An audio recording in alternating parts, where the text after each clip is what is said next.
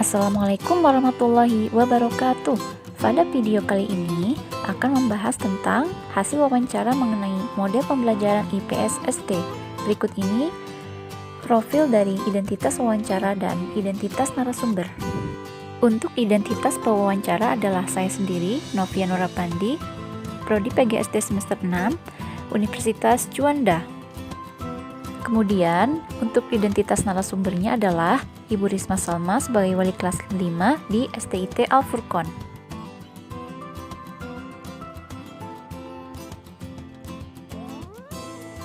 Untuk itu, terdapat tujuan wawancara diantaranya untuk mengetahui model pembelajaran apa saja yang digunakan di sekolah STIT Al Furqon.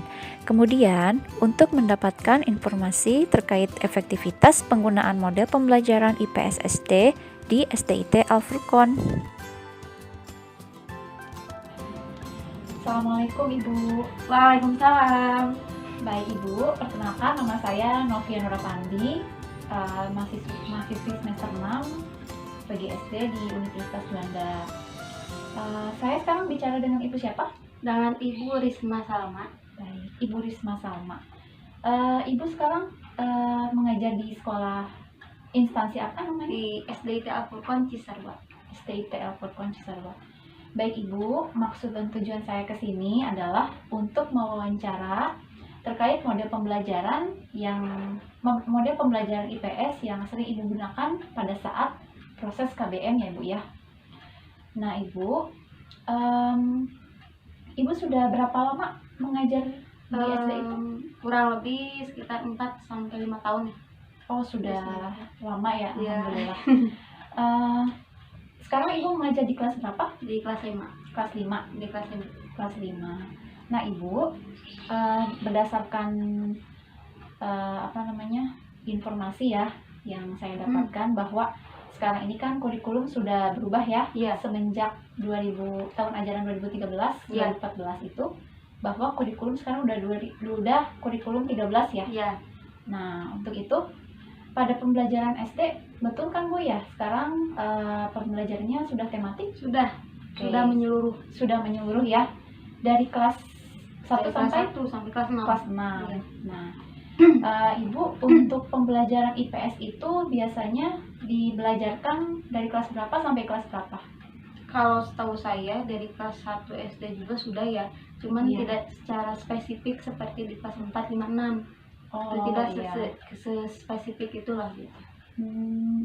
Jadi mungkin kalau di kelas 1 sampai kelas berapa tuh yang tidak spesifik itu? Kelas 1 sampai kelas 3. Kelas 3. Ya. Kalau sudah kelas 4 sampai kelas 6 tuh baru lebih mendetail kayak gitu. Oh, iya. Pembelajaran IPS dan IPA-nya juga. Oke. Berarti perbedaannya itu dari mapel IPA dan IPS ya? Iya, kalau Oke. IPS. Jadi mungkin lebih parsial ya Bu ya Betul. dikatakannya ya, kalau IPS untuk kelas tinggi gitu ya. Betul. Oke. Nah Ibu, pada saat Ibu melaksanakan pembelajaran dengan siswa-siswi Ibu, kira-kira apa model apa yang sering Ibu gunakan pada saat melakukan pembelajaran terhadap siswa? Biasanya saya menggunakan cooperative learning ya. Kooperatif Ya, learning. cooperative learning mudah supaya anak-anak tersebut bisa bekerja sama ya, bekerja sama dengan teman-teman yang lainnya kayak gitu. Kemudian di situ kan kita membentuk kelompok ya secara heterogen gitu kan. Ada siswa yang pandai, ada juga siswa yang tidak belum secara pemahamannya mungkin lama kayak gitu. Nah, dari pembelajaran itu saya rasa bagi siswa yang pandai itu bisa mengajak ya teman-teman yang belum memahami gitu, mengajak kembali atau menginformasikan kembali gitu pembelajaran yang sudah diajarkan oleh guru kayak gitu. Kemudian kontekstual learning ya, jadi mengaitkan materi dengan fenomena yang ada ya, misalnya kayak kegiatan ekonomi kan banyak tuh Iya. di pembelajaran IPS kelas 5 kegiatan ekonomi. Iya. Kemudian di dataran tinggi, dataran rendah apa, kemudian di pantai. Dan kebetulan di sini kan saya ngajar di daerah dataran rendah ya. Terus sekolah saya itu deket banget dengan persawahan kayak gitu. Oh, iya. Dan saya sering juga melakukan anak-anak ya, anak-anak didik saya melakukan wawancara kayak gitu. Wawancara dengan pengelola atau pengusaha-pengusaha yang ada di sana kayak gitu. Dengan para petani Ya, gitu. para petani, Oh, kemudian iya. warung-warung kecil kayak gitu. Oke, berarti menggunakan pendekatan ini ya apa? Metode STAD gitu ya. Jadi antara siswa itu mereka bisa saling bertukar, Betul. ya apa? Yang sudah tahu bisa memberikan informasi kepada yang belum tahu gitu Iya, ya. betul. Apa namanya sering disebut itu tutor sebaya gitu Iya, ya, Bu, ya. betul, tutor Oke. sebaya. Berarti ada 2 model yang sering digunakan ya. Yang pertama cooperative learning, yang kedua model contextual teaching and learning ya, CTL ya. Ya, CTL. Terus saya juga menggunakan belajar e-learning. Oh, Kan e-learning sekarang juga kan ya. banyak ya anak-anak yang sudah mampu menggunakan handphone, menggunakan internet dengan baik gitu. Nah, salah satu tujuannya supaya anak-anak itu memanfaatkan handphone tidak hanya untuk media TikTok, media game dan sebagainya, tapi juga mereka bisa mencari informasi yang bahkan lebih luas lagi di internet gitu. Salah satunya pada pembelajaran sejarah. Iya. Nah, biasanya kan kalau kita mengajar sejarah itu kan bosan ya, belajar dengan metode ceramah ya gitu aja gitu. Terus kalau nggak ceramah ya video biasanya menonton film-film gitu. Nah, itu juga kadang ada beberapa anak yang memperhatikan, ada juga yang tidak memperhatikan. Kan Iya. karena tidak semua anak menyukai sejarah gitu. Iya.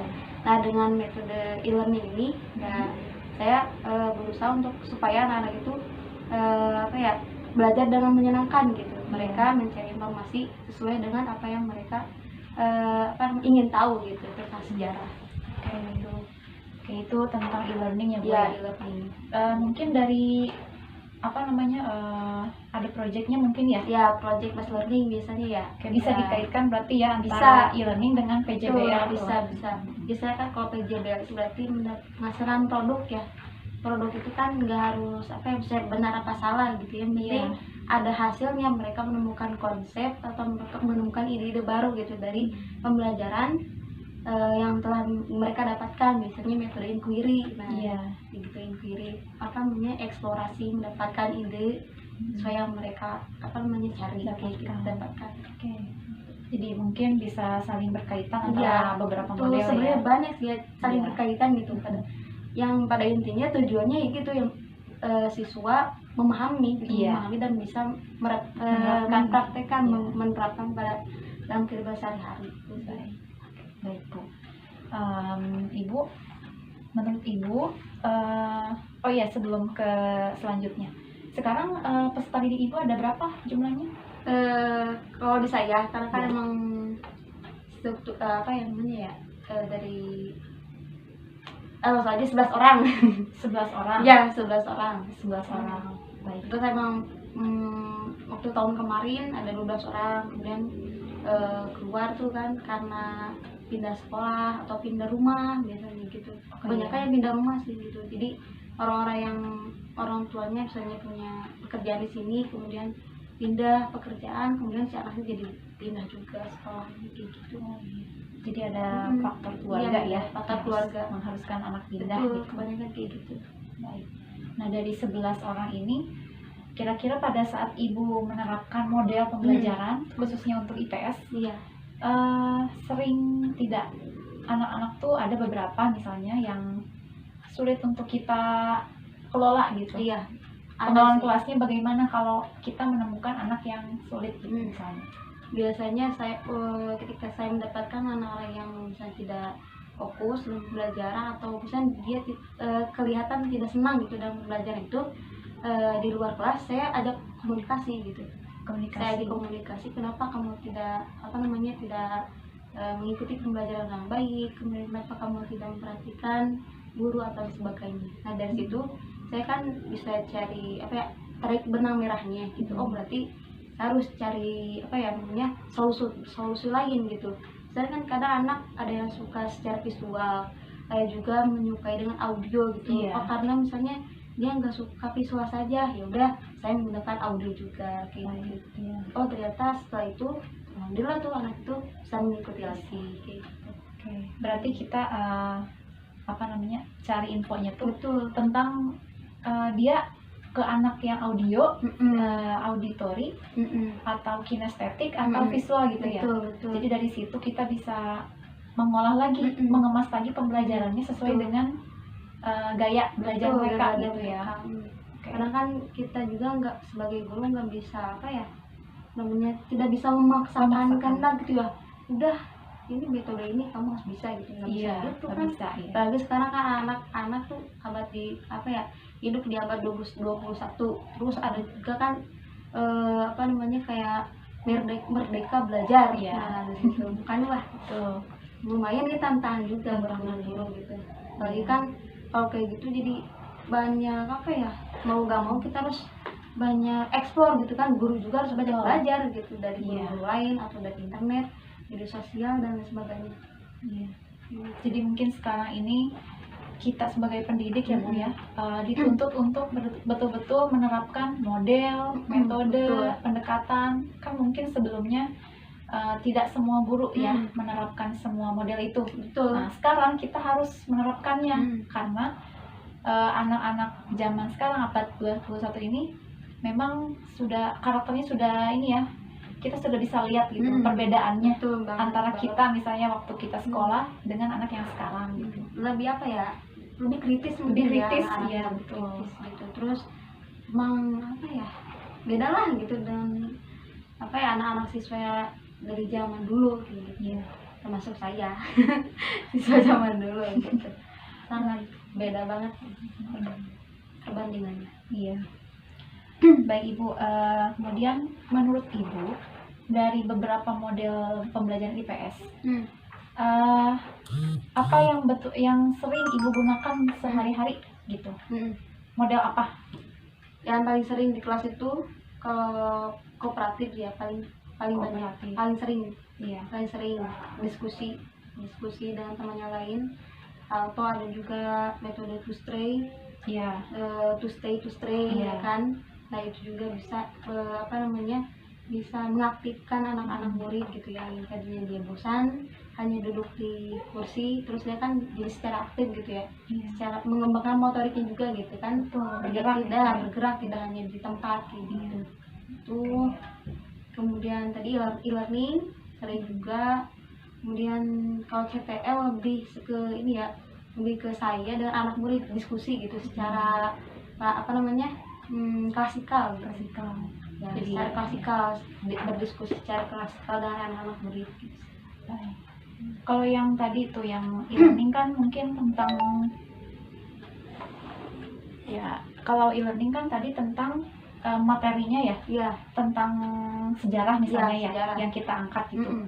Kalau yang CTL itu tentang ekonomi ya Bu Ekonomi. ya, materinya. Ya, metode. Seperti kegiatan distribusi mungkin ya. Itu distribusi, Produksi, konsumsi gitu ya. Nah kalau yang distribusi, konsumsi dan apa namanya itu produksi, kebanyakan ini sih PJBL. Oh, ke PJBL. PJBL. Terus memang di sekolah saya juga ada program itu marketing day. Oh, ada ya. Ya, marketing day. Makanya saya juga apa ya, kaitkan program tersebut dengan materi yang sedang saya iya. ajarkan kepada anak-anak gitu kan. Dari kegiatan produksi misalnya, Iya. kemarin tuh mereka membuat cireng. Iya. Kan buat cireng, terus mereka tuh melakukan dulu apa namanya, diskusi tentang harganya berapa, terus bahan-bahan apa saja, kemudian siapa nih yang masak, kan dari sebuah organisasi gitu kan. Iya. Kecil, bikin organisasi kecil, siapa yang jadi kasirnya, kemudian bagaimana cara membuatnya kayak gitu. Terus cara promosinya juga bagaimana gitu. Ada juga yang membuat poster. Oh, iya. Terus apa namanya, kayak seperti memamerkan produk-produk ke kelas-kelas gitu. Iya. Memberikan informasi-informasi ke siswa yang lain gitu. Gitu.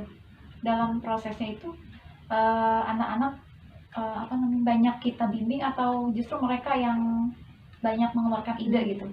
Kalau di kelas 5 ya mungkin sudah dewasa, mungkin Sudah anak-anaknya bisa, ya, sudah dewasa, sudah punya apa ya namanya, ide mungkin ya. Iya. Jadi saya memantau aja gitu. Hanya memantau ya. Memantau, terus saya sebagai fasilitator mungkin ya. Iya. Sebagai fasilitator gitu. Mungkin apabila ada yang misalnya ada yang kurang pas, ya saya beri saran gitu. Kalau sudah pas baru dilanjutkan saja gitu.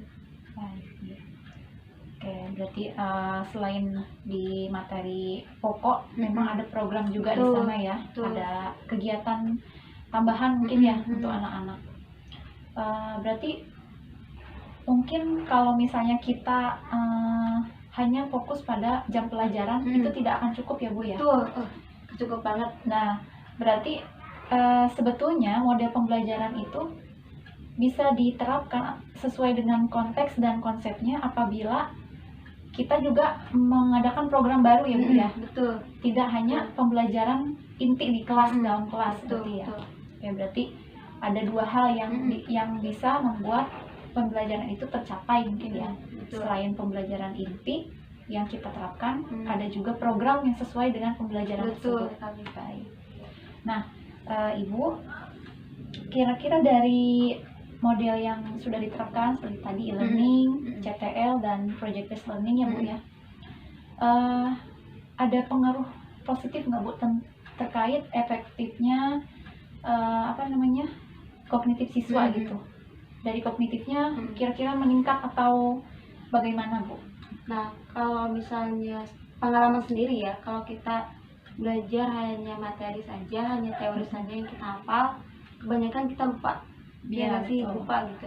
Tapi dengannya anak-anak langsung terjun ke lapangan gitu, belajar langsung, jadi anak-anak tuh lebih lebih mengetahui secara mendetail gitu. Iya. Dan bahkan banyak penemuan-penemuan yang mereka dapatkan gitu dari pengalaman yang telah mereka lakukan gitu dari PJBL ini. Kemudian dari kognitif juga, alhamdulillah ya, dilihat dari misalnya dari tes, dari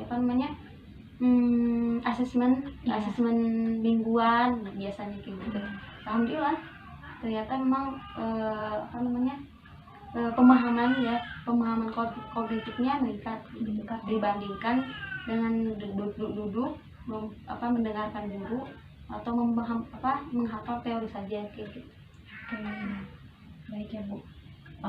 Berarti apapun yang ingin kita tuju tetap kita harus tidak bisa kita menerangkan aja gitu ya. Tapi kita harus membawa anak-anak ke lingkungan aslinya gitu ya, realitanya gitu. Baik. Baik Ibu ya.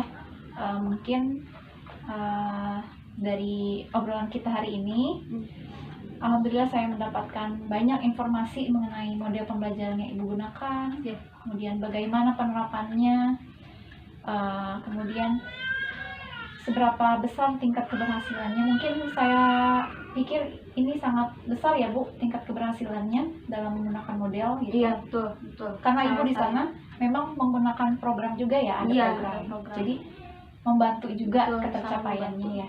Baik. Baik Ibu, terima kasih banyak atas informasi yang sudah diberikan.